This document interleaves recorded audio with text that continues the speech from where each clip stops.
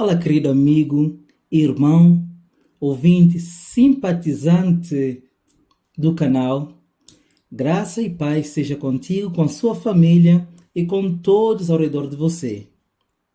Bem, quero fazer uma pergunta e nesta pergunta vamos compreender um pouco o tema que eu trago para hoje, que tem como título Dias de Luta.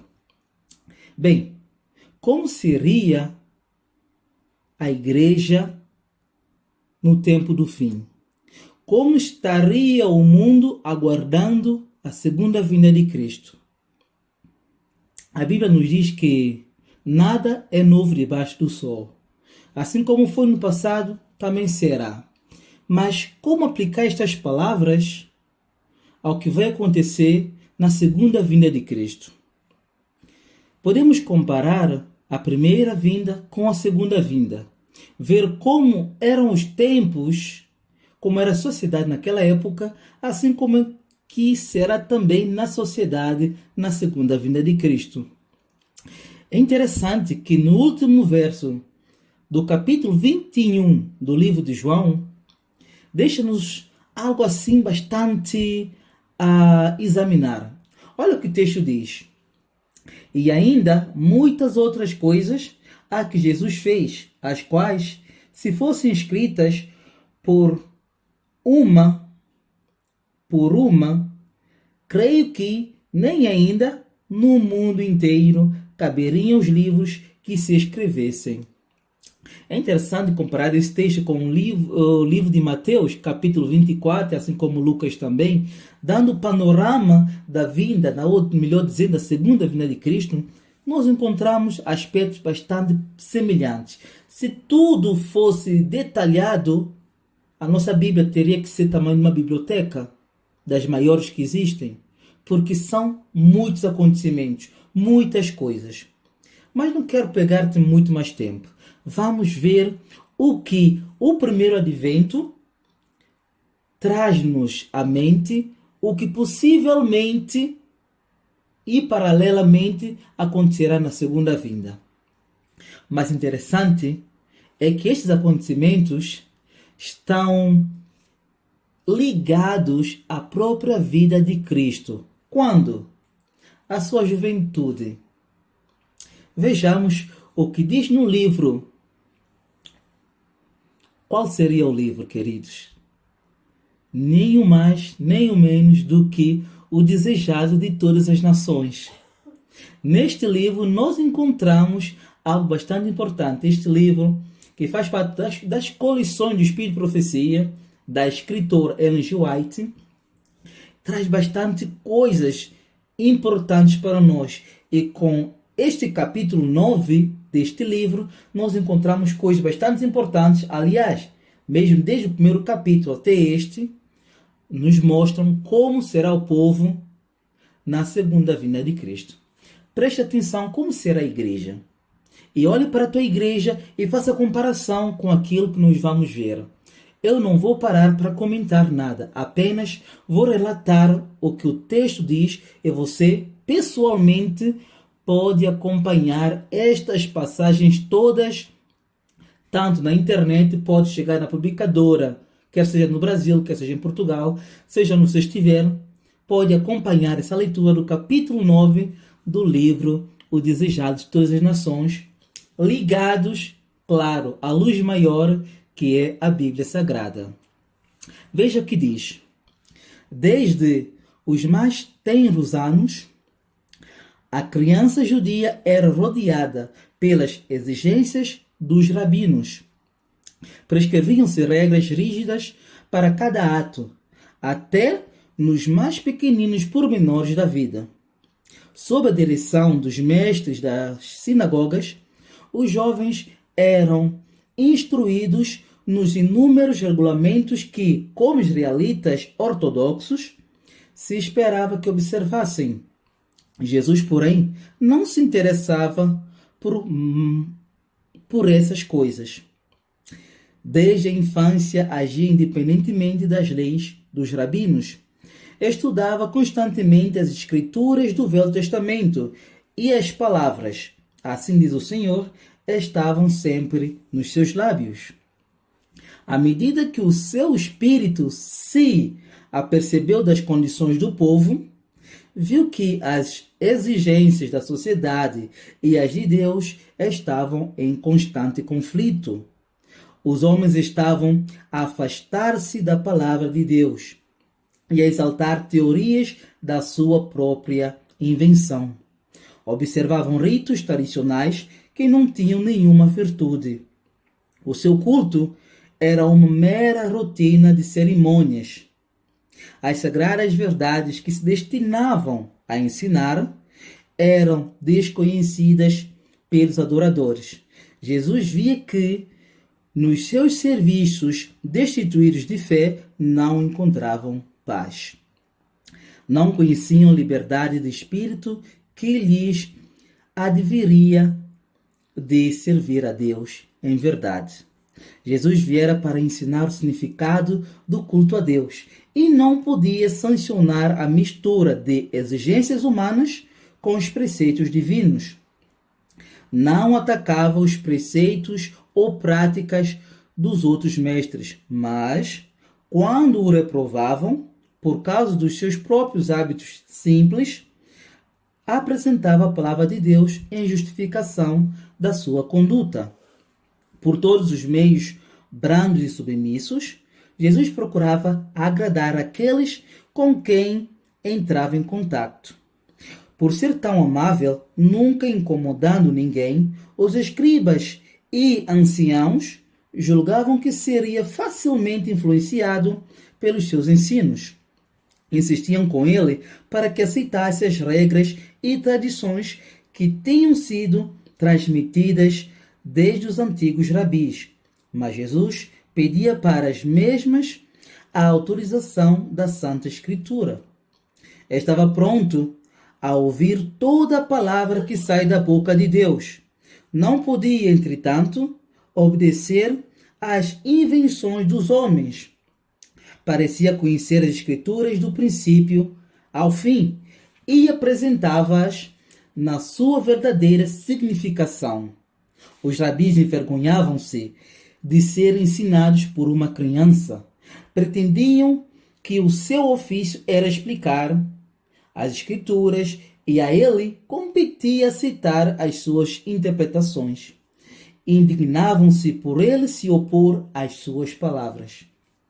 Os rabinos sabiam que não se podia encontrar nenhuma autoridade nas Escrituras para basear as suas tradições. Compreendiam que, em entendimento espiritual, Jesus se achava muito além deles.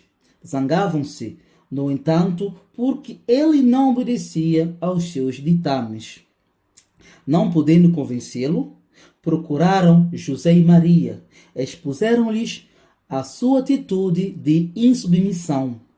Por isso, ele foi repreendido e censurado.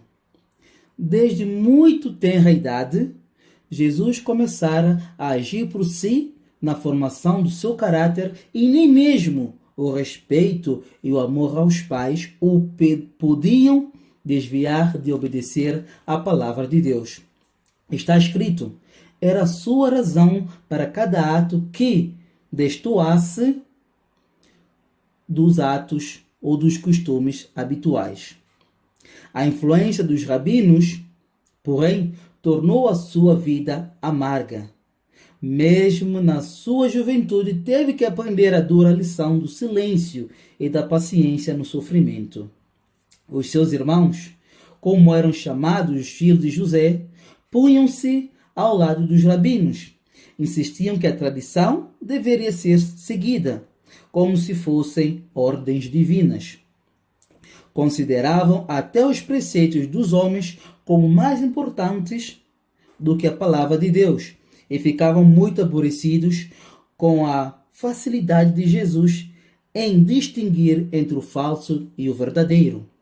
Condenavam como obstinação a sua estrita obediência à lei de Deus. Ficavam surpreendidos com o conhecimento e sabedoria que revelava nas suas respostas aos rabis. Sabiam que não recebera instruções dos sábios e, no entanto, não podiam deixar de ver que ele era, para eles, um instrutor. Reconheciam que a sua educação era mais elevada do que a sua. Não discerniam, entretanto, que tinha tido acesso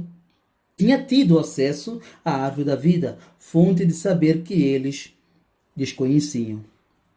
Cristo não tinha espírito de exclusivismo e escandalizara especialmente os fariseus por se afastar dos seus rígidos regulamentos.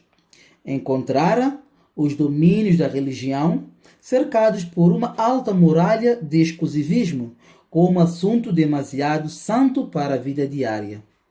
Esses muros de divisão, ele derrubou-os. No seu trato com os homens, não perguntava: qual é o seu credo? A que igreja pertence? Exercia o seu poder de ajudar em favor de todos os que necessitassem de auxílio. Em lugar de fechar-se numa sala de eremita, a fim de mostrar o seu caráter celestial, trabalhava fervorosamente pela humanidade. Incutia o princípio de que a religião bíblica não consiste em mortificações corporais. Ensinava que a religião pura e incontaminada não se deve manifestar apenas em determinado tempo e ocasiões especiais. Em todos os tempos e lugares, demonstrava interesse amorável pelos homens, irradiando luz de uma piedade prática. Tudo isto era uma censura aos fariseus. Mostrava que a religião não consiste em egoísmo e que a sua mórbida dedicação ao interesse pessoal estava longe de ser piedade verdadeira. Isso despertara a inimizade deles para com Jesus, de modo a quererem forçá-lo a conformar-se com os seus regulamentos. Jesus trabalhava para aliviar todo o sofrimento que via. Pouco dinheiro tinha para dar, mas privava-se, muitas vezes, de alimento, a fim de minorar a necessidade dos que pareciam mais carecidos do que ele. Os seus irmãos sentiam que a sua influência anulava a deles de longe. Era dotado de tato, que nenhum deles possuía, nem desejava obter. Quando falavam asperamente aos pobres e marginais, Jesus procurava exatamente aqueles seres, dirigindo-lhes palavras de ânimo. Aos que estavam em necessidade, oferecia um copo de água fria e punha-lhes no regaço a sua própria refeição. Aliviando-lhes os sofrimentos, as verdades que ensinavam eram associadas a esses atos de misericórdia e isso ficava-lhes na mente. Tudo isto desgostava os seus irmãos. Sendo mais velhos do que Jesus, achavam que ele devia estar sob a sua direção. Acusavam-no de se julgar superior a eles e reprovavam-no por se colocar acima dos mestres, dos sacerdotes e dos príncipes do povo. Muitas vezes o ameaçavam e procuravam intimidá-lo, mas ele seguia em frente, tomando por guia as Escrituras. Jesus amava seus irmãos e tratava-os com inauserível amabilidade, mas eles tinham ciúmes dele e manifestavam para com ele a mais decidida incredulidade e desdém. Não conseguiam entender o seu procedimento. Eram grandes as contradições que se manifestavam em Jesus. Ele era o divino Filho de Deus. No entanto, era uma criança impotente. Criador dos mundos, a terra era sua possessão e, todavia, cada passo da sua existência foi assinalado pela pobreza. Possuía dignidade e individualidade inteiramente isentas de orgulho terreno ou presunção. Não lutava por grandeza mundana e estava contente até na mais humilde posição. Isto enfurecia os seus irmãos. Não podiam explicar a sua constante serenidade sob provação e privações. Não sabiam que, por amor de nós, se tornara pobre, para que pela sua pobreza enriquecêssemos. 2 Coríntios 8, verso 9. Não compreendiam melhor o mistério da sua missão do que os amigos de Jó entendiam a sua humilhação e sofrimentos. Jesus era mal compreendido pelos seus irmãos, em virtude de não se assemelhar a eles. A sua norma não era a deles. Olhando os homens, via-os afastados de Deus, sem o poder divino na sua vida. As formas de religião que observavam não lhes podiam transformar o caráter. Dizimavam a hortelã, o endro e o cominho, mas omitiam o mais importante da lei, o juízo, a misericórdia e a fé. Mateus 23, verso 23. O exemplo de Jesus irritava-os constantemente. Só havia uma coisa no mundo que ele aborrecia, e isso era o pecado. Não podia testemunhar uma ação injusta sem sentir uma dor que não lhe era possível disfarçar. Entre os formalistas, cuja aparência de santidade ocultava o amor ao pecado, e um caráter em que o zelo pela glória de Deus constituía sempre a suprema preocupação, era flagrante o contraste. Como a vida de Jesus condenava o mal, ele encontrava oposição tanto em casa como fora. A sua abnegação e integridade eram comentadas com troça. A sua paciência e bondade classificavam-nas como cobardia. Da angústia que a humanidade experimenta, não houve quinhão que Jesus não provasse. Não faltou quem procurasse lançar sobre ele desprezo por causa do seu nascimento, e mesmo na infância teve de enfrentar olhares desdenhosos e maliciosas murmurações. Se ele tivesse respondido com uma palavra ou um olhar impaciente, se tivesse cedido aos irmãos num só ato errado, teria fracassado em ser um exemplo perfeito. Se tivesse admitido que havia uma desculpa para o pecado, Satanás triunfaria, ficando o mundo perdido. Foi por isso que o tentador trabalhou para tornar a sua vida o mais difícil possível, a fim de o levar a pecar. Para cada tentação, porém, ele tinha uma única resposta. Está escrito. Raramente censurava qualquer mau procedimento dos irmãos, mas tinha uma palavra de Deus para lhes dirigir. Era frequentemente acusado de cobardia por negar-se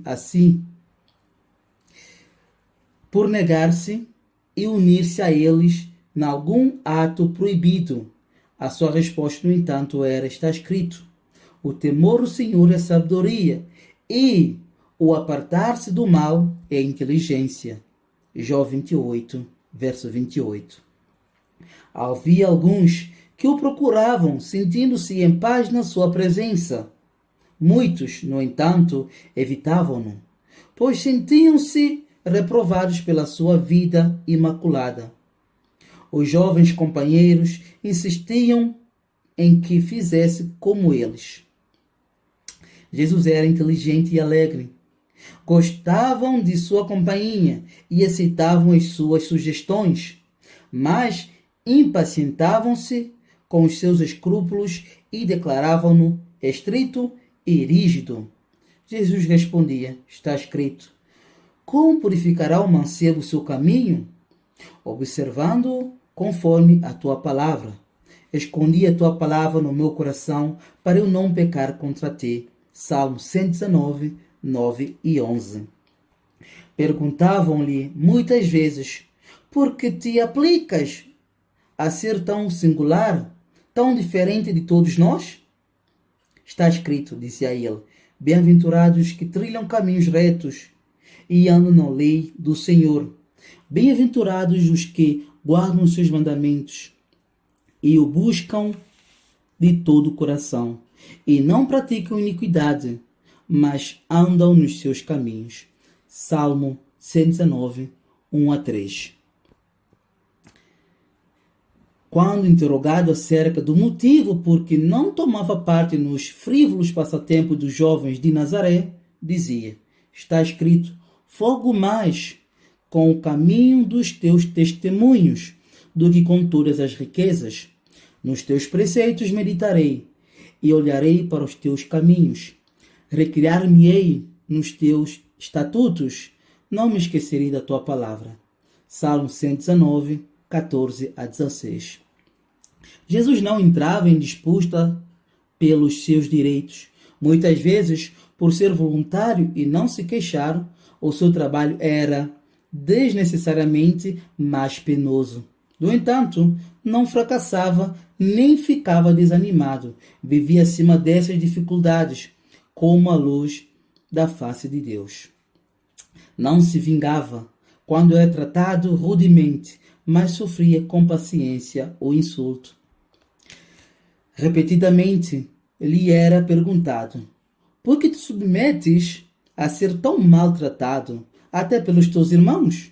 Está escrito, dizia, filho meu, não te esqueças da minha lei e o teu coração guarda os meus mandamentos, porque eles aumentarão os teus dias e te acrescentarão anos de vida e paz. Não te desamparem a benignidade e a fidelidade.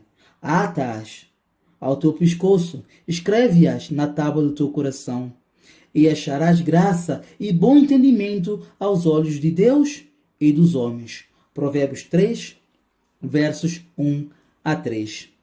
Desde a ocasião em que os pais de Jesus procuraram no templo o seu modo de agir, foi para eles misterioso. Ele não discutia, todavia, o exemplo que dava era uma lição constante. Parecia uma pessoa separada. A sua felicidade encontrava-se nas horas em que estava a sós com Deus e a natureza.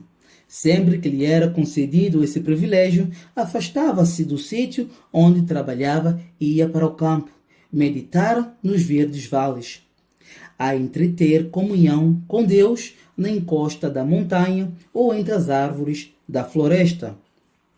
O alvorecer encontrava-o frequentemente em qualquer lugar retirado, meditando, examinando as Escrituras ou em oração. Depois dessas horas calmas, voltava para casa a fim de retomar os seus deveres e dar exemplos de paciente labor. A vida de Cristo foi assinalada pelo respeito e amor para com sua mãe. Maria acreditava no seu coração que a santa criança dela, nascida, era o tão longamente prometido Messias. Não ousava, entretanto, exprimir essa fé. Foi através da sua existência terrestre, participante dos sofrimentos do Filho. Contudo, o testemunhava, aliás, com dor testemunhava as provações que lhe sobrevinham na infância e juventude. Por justificar o que sabia estar correto no seu procedimento e juventude. Com dor testemunhava as provações que lhe absorviam na infância e juventude. Por justificar o que sabia estar correto no seu procedimento, via-se ela própria em posições probantes. Considerava as relações familiares e a terna solicitude da mãe em torno dos filhos, de vital importância na formação do caráter. Os filhos e as filhas de José sabiam isto e, valendo-se da sua ansiedade, procuravam corrigir as atitudes de Jesus segundo a sua norma.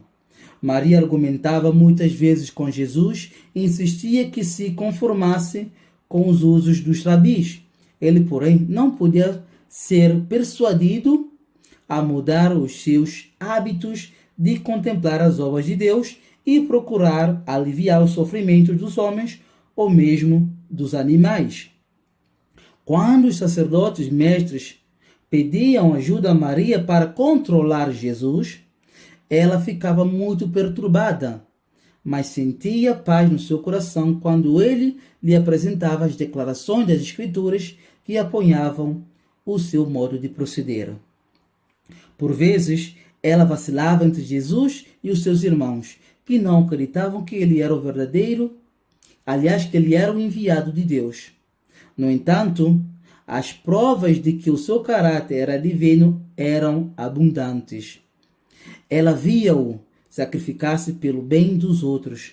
A sua presença criava em casa uma atmosfera mais pura e a sua vida era como um fermento a operar entre os elementos da sociedade. Inocente e incontaminado, ele andava entre os refletidos, os rudes, os descorteses, entre os injustos publicanos, os negligentes pródigos, os iníquos samaritanos, os soldados pagãos, os rústicos camponeses e a multidão mista. Dirigia aqui e ali uma palavra de simpatia. Ao ver criaturas cansadas, todavia obrigadas a carregar pesadas cargas, partilhava dos seus fardos e repetia-lhes as lições que aprendera na natureza acerca do amor, da benevolência e da bondade de Deus. Ensinava todos a se considerarem-se dotados de preciosos talentos, os quais, quando devidamente utilizados, lhes assegurariam as riquezas eternas. Vivia sem qualquer vaidade, ensinando também, pelo próprio exemplo, que cada momento se acha repleto de consequências eternas, que deve ser apreciado como um tesouro e empregado para fins santos. Não considerava ninguém digno, mas desejava aplicar a toda a alma o remédio salvador. Em qualquer companhia em que se encontrasse, apresentava uma lição adequada ao tempo e às circunstâncias. Procurava inspirar a esperança nos mais ásperos e menos prometedores, dando-lhes a certeza de que se poderiam tornar irrepreensíveis e inocentes, adquirindo o caráter que demonstraria que eles eram filhos de Deus. Encontrar frequentemente pessoas que andavam à mercê de Satanás, que não possuíam força para se libertarem do seu poder. A essas almas, desanimadas, enfermas, tentadas e caídas, Jesus costumava dirigir palavras de mais terna compaixão, palavras cuja necessidade era sentida e que podiam ser apreciadas. Outros, ele verificava que se achavam empenhados numa luta renhida contra o adversário das almas. A esses animava a perseverar, assegurando-lhes que haviam de vencer, pois tinham o seu lado anjos de Deus que lhes dariam a vitória. Aqueles a quem ajudava, deste modo, convenciam-se de que havia alguém em quem podiam confiar plenamente. Ele não trairia os segredos confiados aos seus compassivos ouvidos. Jesus era o médico do corpo, da mesma maneira que o era da alma. Interessava-se por todos os aspectos do sofrimento que lhe apresentavam e proporcionava alívio a todos, havendo nas suas palavras o efeito de um bálsamo suavidor. Ninguém podia dizer que ele tinha operado um milagre, mas virtude, o poder curativo do amor, saía dele para os doentes e aflitos. Assim, de maneira imperceptível, trabalhava pelo povo já desde a infância.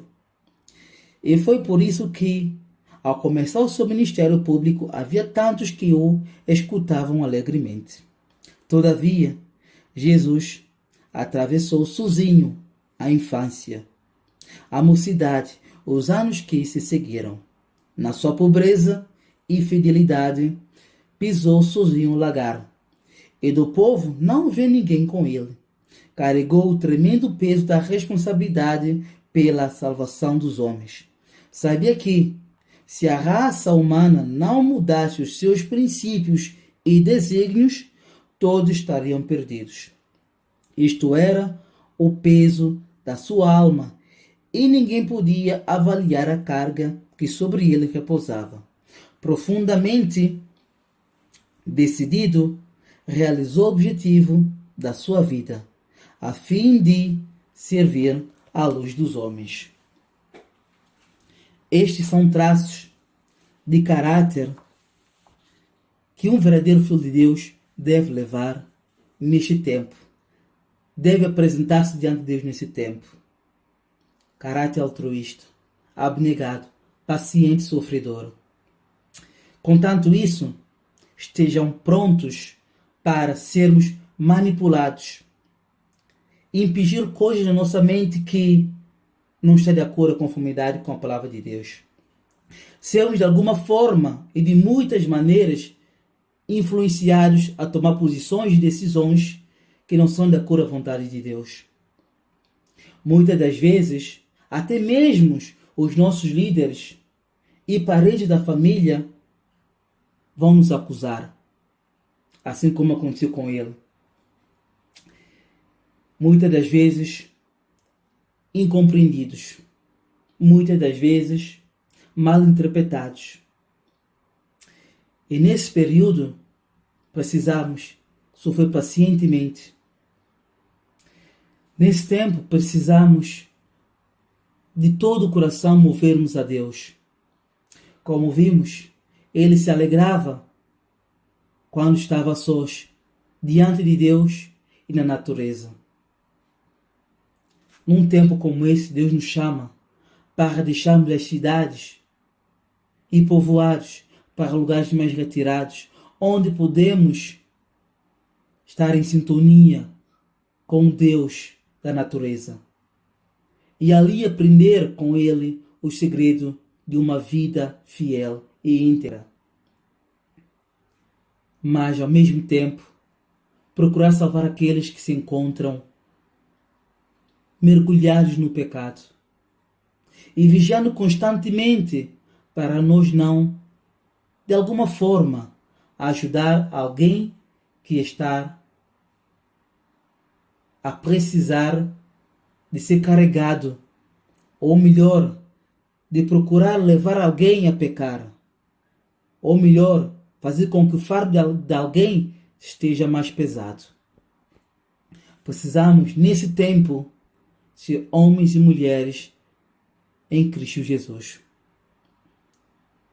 Vimos que ele foi em tudo provado, desde o nascimento até a sua morte. Se ao madeiro verde fizeram isso, quanto mais nós. Que Deus, através desse capítulo 9, dias de luta, do desejar de todas as nações, possa nos mostrar como que devemos viver nos finais dos tempos. Assim como Cristo viveu na sua primeira vinda, devemos nós viver na preparação para a segunda vinda. Que Deus te abençoe.